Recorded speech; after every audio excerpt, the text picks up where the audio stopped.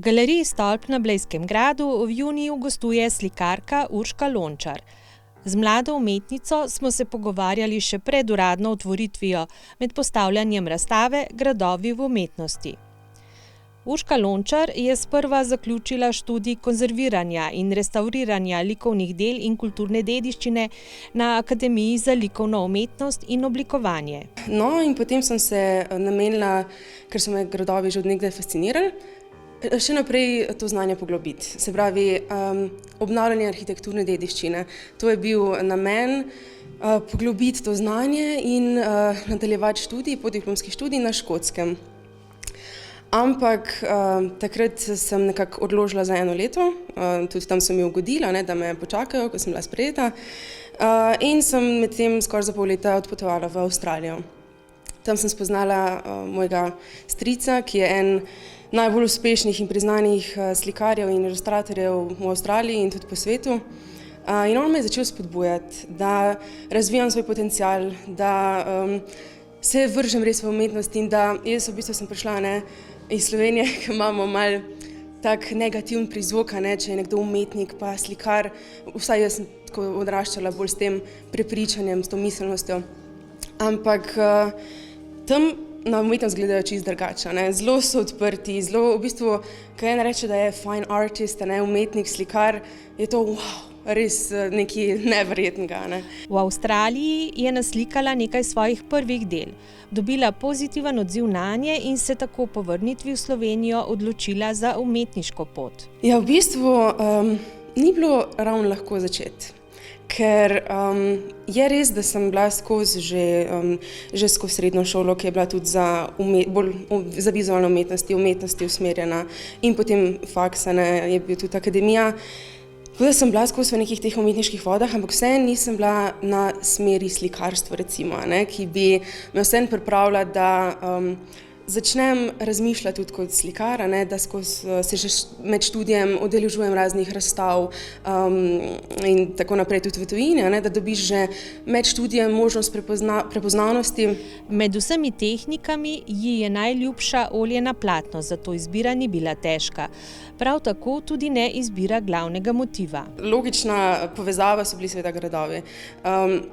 Takrat sem res ogromno literature prebrala, tudi že med zadnjim letnikom študija, potem, ko sem se pripravljala na Škotsko, se pravi za študij tam, in je bilo nekako res to logično nadaljevanje, da predstavim slovenske gradove. Se pravi, mi imamo res to, naprimer je ena stvar, ki sem v Avstraliji pogrešala, ta zgodovina.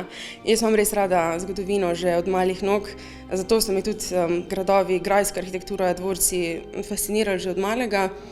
In zato sem potem začela zbirati material, kontaktirati razne fotografe slovenske, ki so najboljš ujeli kak grad, tisto, kar sem v bistvu jaz želela pričarati skozi moje slike, se pravi jutranje meglice, zasanjena pokrajina, to, da se nekako prestaviš v nek drug svet, da vseeno ohranim dovolj realistično, da ljudje prepoznajo, za kateri grad gre. Nastal je cikel 12 originalnih oljnih platen, ki prikazujejo njen izbor znanih slovenskih gradov. Ja, glede na to, da sem s Celja, moram reči celjski,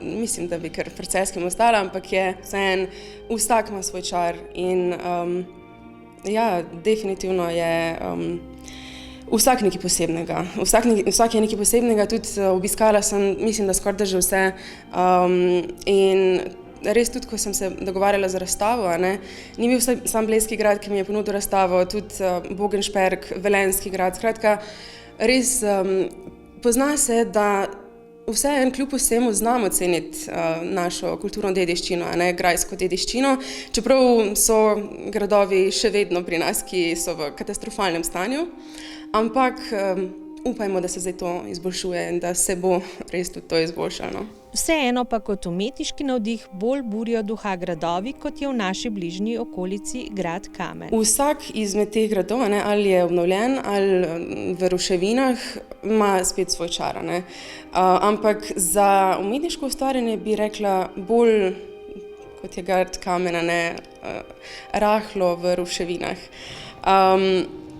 Ni nujno, da je, mislim, boljše je, da je obnovljen, absolutno, ampak vseeno je tanka linija med tem, da obnovimo preveč in pa tem, da ohranimo tisto avtentičnost, ki kar je seveda čas prinesel, a ne. Se pravi, nekako res varuhi preteklosti, bi lahko rekli, to, kad je bil naslov razstave na Ljubljanskem gradu doktorja Igorja Sapača.